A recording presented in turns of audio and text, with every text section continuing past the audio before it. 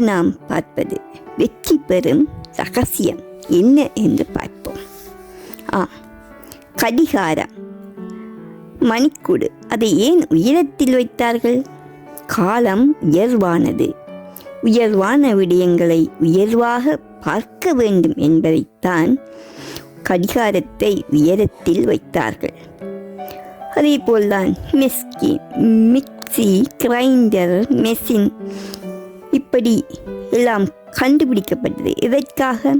நேரத்தை மிச்சப்படுத்துவதற்காக, வேலைகளை சுலபமாக செய்வதற்காக மட்டுமல்லது, அல்லாது நேரத்தையும் மிச்சப்படுத்துவதற்காகத்தான்.